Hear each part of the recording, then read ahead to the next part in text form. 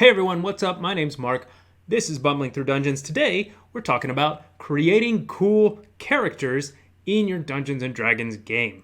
So, this is something that I've put a lot of thought into, and I've put a lot of thought into it because it's not easy, or if it is, there are a bunch of different ways to handle it, and so a lot of different things that you can think about and different ways that you can approach it. And we're going to talk about a handful of those today. So, I actually have as much experience DMing groups as I do with playing in groups. I tend to really enjoy DMing and I'm happy to volunteer for it, and others are happy to let me volunteer for it a lot of times because there is more work involved. So, it means that when I get to play, it's exciting, but I'm somewhat rusty every time I jump into a campaign as a player because oftentimes there's a lot of time between campaigns where I've been running things as a DM, but the focus shifts and your mentality definitely shifts a little bit from DM to player. Obviously, as a DM, you are inhabiting characters, and many different characters, in fact, but it's different than the narrative arc, than the session-to-session continuity that you're going to be creating as a player character or PC. So as I've played in campaigns and run campaigns, I've sort of taken stock of the characters in each campaign, and I asked myself a series of questions, and that was how did they work with the group? How did they work in the world, in the setting in which we were in? And how did they work in the campaign that was being run, which is slightly different than the setting. Now, of course, the campaign is in the setting, but you can embed a character into the setting, but not a campaign if you don't form it to the actual adventure hooks that your characters are following. So by and large, in the groups that I've run with, whether as a player or as a DM, I've been very fortunate to be surrounded by a lot of creative, interesting players who come up with creative, interesting player characters. And so I've had a lot of templates to be able to learn from and follow if I so choose. And my method, as I've sort of alluded to already, in determining what makes a cool character, and we'll try to determine what cool means, but that's a very subjective, nebulous term. But basically, I'm just trying to get at the idea that you're creating a character that is going to be very fun and very interesting and work with the group and the setting and the campaign and all that other good stuff. But the method that I've traditionally used is to get there by asking questions. So I'm getting there Socratically. And I think that's sort of what I'm going to do here in this video as well.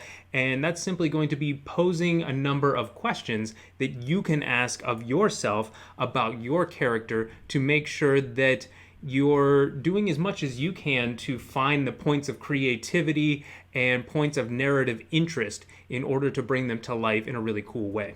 So I think the first big question that I would ask of a character that I'm creating is, do they work well in a group? And sub-question, or slightly different but very related question, is, do they work in the group that I'm going to be playing with? And I mean this in-game. So if you have an heroic campaign and you're saving the world and fighting the big bad guys, and you created a chaotic, evil character and you want that character to work with the group, you probably can make it work, but it's going to be a lot trickier to have that work well than if you created a character that's going to work with the idiom of the campaign and that's going to mesh with the other members of the group. Now, I'm not talking about always getting along with the other group members in-game. You can have character clashes that are interesting, that create narrative tension. So I'm not talking about always getting along with them, but I think at the very least, you should be looking to have a character that's going to work well with the group that you'll be playing with, so that you're not trying to go off and do your own thing that doesn't match with what the party is trying to do. You can always do individual quests. There can be individual goals. There can be individual aspirations to your character. Those are actually all very good things to have. But if they clash, if they actually oppose what you're trying to do holistically with the group, then I think is when it becomes a problem. So as long as you can look yourself in the mirror and say, yes, this character is going to work well in a group in a Dungeons & Dragons campaign, and it's going to work well in the group that my party is forming, that my friends are forming, and it's going to work, whether it's mechanically or thematically or heroically. It might be an evil campaign and it might be the opposite of that. You might be running a very morally nebulous campaign or a flatly evil campaign, and an heroic character is actually going to be the one that sticks out in a bad way in that type of campaign. So there is a sense in which you're going to need to, I think, to get the most out of the group dynamic in D&D, you need to be able to answer that question. There are a ton of different ways you can answer the question, and a ton of different character archetypes that can answer it sufficiently. But if you can't answer the question, how is my character going to fit in with the group well, you could run into some issues. Next up on our Socratic list of questions you can ask about your character to create a cool character is, do they have flaws that you can lean into and play up? And I think this is one that can get fairly nuanced as well. There are different directions you can take flaws, and the D&D character sheet explicitly has things that you can list as ideals and bonds and flaws. And while I don't think you need to have something for each one of those, I do think you need a very defined sense of who the character is and what types of flaws they might have that can give you, one, some interesting quirks to play in role-playing, and two, give you room for growth. So we're going to talk a little bit more about that second one later in the video, but I think it relates to this question of, does my character have some flaws? If you create your character and you're trying to be the best at everything, and you don't have any discernible flaws, and you're smart, and you're handsome, and you're easy to talk to, and you don't have any phobias, like, you don't need each one of these to be a flaw, but I think having one or two can add a layer or two, can add some nuance to a character to make them feel real. It can make it feel real to you, it can make it feel real to the other players around the table, and it can make your character feel more embedded within the game world if you have some flaws to play off of. And the other thing is, I don't think you need major flaws to play off of. I think if you went too hardcore with the flaws, that it could actually be something that could be debilitating and could ultimately hinder you in your role playing, could become something that isn't fun. So I think more so than anything, role playing should be fun. RPGs and D&D should be fun. So make sure it's something that you're going to enjoy playing, but it might be a chance to explore another type of persona. It might be a chance to explore some of the things that you think might be flaws in your own personality. That isn't necessarily the way I approach character creation. I'm not necessarily trying to create versions of myself, but some people do that because it's easier for them and it allows them to more realistically play up some of those quirks and traits. And I mentioned quirks and traits and personality characteristics, and if you don't want to think of something as a flaw, I think that's fine. I think a lot of things that we might categorize as minor flaws are really just quirks or personality traits to a person and aren't necessarily good or bad in a vacuum. So they're not necessarily flaws all the time. Being outspoken isn't good or bad. That's not necessarily a flaw, but in the wrong circumstance, it could be a flaw. So sometimes when I'm thinking about this, I'm thinking about what are the one or two personality traits, what are the one or two characteristics that are sort of defining characteristics of my character. And again, in that example, so I'm very outgoing, I'm going to speak my mind. There are going to be individual adventures or scenes or dialogues where speaking your mind and taking the initiative in conversation is going to be a very good thing. There are going to be other times where you stick your foot in your mouth and you say something that you shouldn't, and it creates problems for you or the entire party. And I think those sometimes are the most interesting flaws to have with a character because they're not necessarily flaws, they're just traits that can manifest as flaws if they occur in the wrong situation.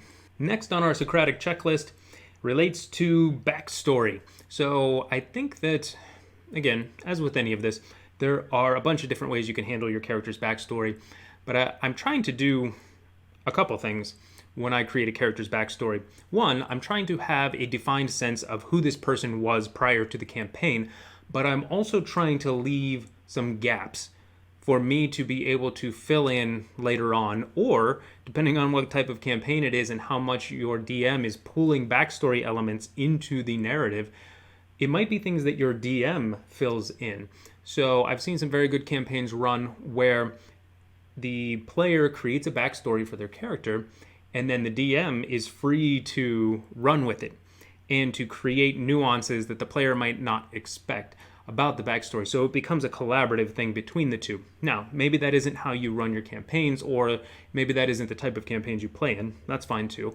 But that I think approaching it that way is still going to help, where you have a defined sense of who this person was prior to start of session 1. But on the other hand, you're also able to fill in some of the backstory later on as the campaign goes along. Maybe it's narratively. Maybe you're filling in your backstory as you're getting to know other characters in the group. Or maybe it's things that you didn't think of during character creation and that make more sense to you once you have been role-playing that character for 1 session, 5 sessions, 50 sessions, however long. And you can then say, all right, I know a little bit more about who this character is now that I've inhabited them for a while. And you can flesh out that backstory a little bit more. So the question I'm asking is, do I have enough to have a defined sense of who they are, but without filling in so many details that there's no room to improvise beyond it? So far we have covered, will they work well in a group? Do they have meaningful traits, personality quirks, or flaws, if you want to call them that you can lean into in a role-playing sense? And do they have a cool backstory that is going to allow you to define the character, but without filling in so many details that you're overly constricted by it? So I think that is, we're getting there. So in everything that I create, regardless of what the answer to those questions are, as long as I'm answering them, as long as I'm providing a sufficient answer to them that I'm happy with, I feel like I'm on the right track to creating a character that I'm going to enjoy inhabiting for however long the campaign lasts. So the last question I want to give to you as food for thought when you're creating the coolest of characters is, I think it's the most important question that I ask myself. And I think it's one of the most important questions you can ask of your character as well. And it's, what do they have to aspire to? What room for growth do they have? And I think allowing for this is important, because it's important to remember that you can create a great backstory for your character, but that all happened off camera. That all happened before the action starts with you and your friends at the table. And if you have defined too much and you've already had sort of a narrative growth arc throughout the backstory, where does that leave you now if you've already achieved what you think this character is capable of?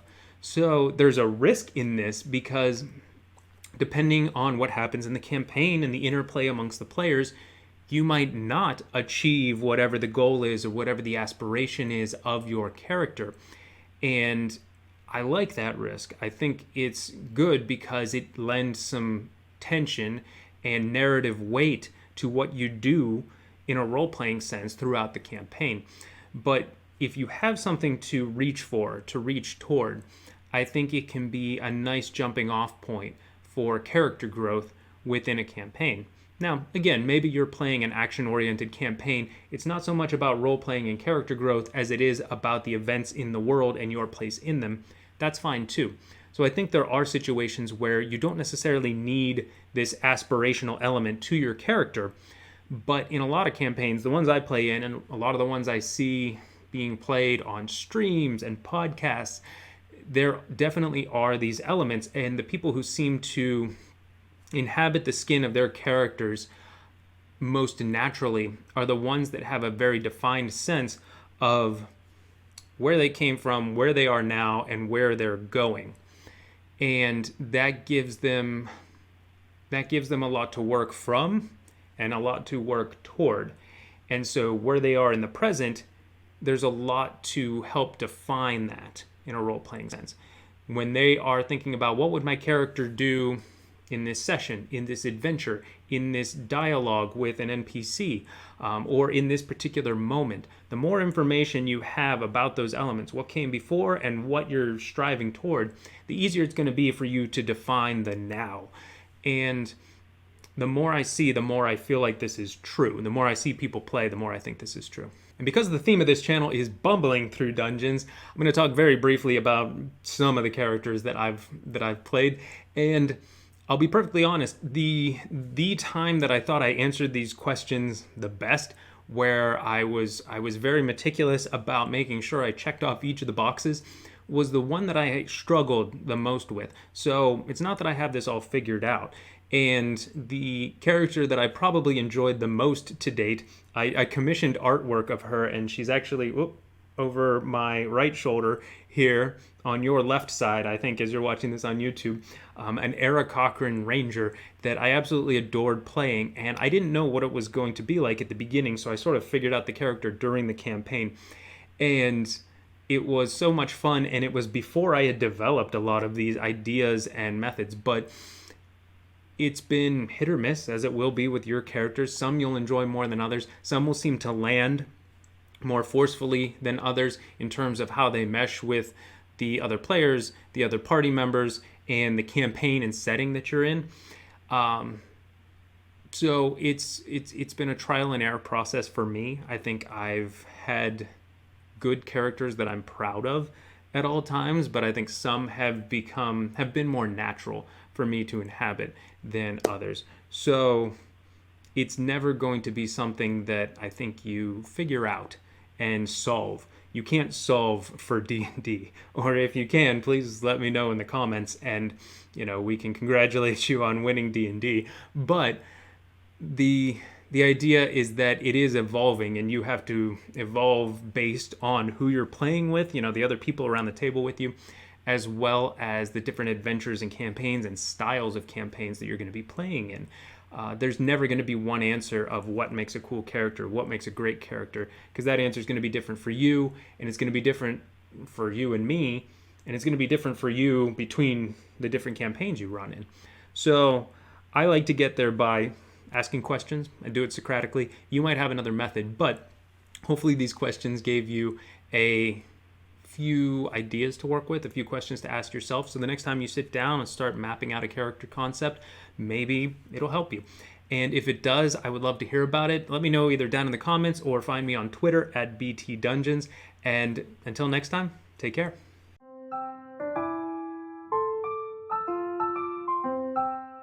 So I didn't want to do a video that was just me talking about characters that I had played in D&D campaigns. I might do something like that someday, but that felt a little bit self-indulgent.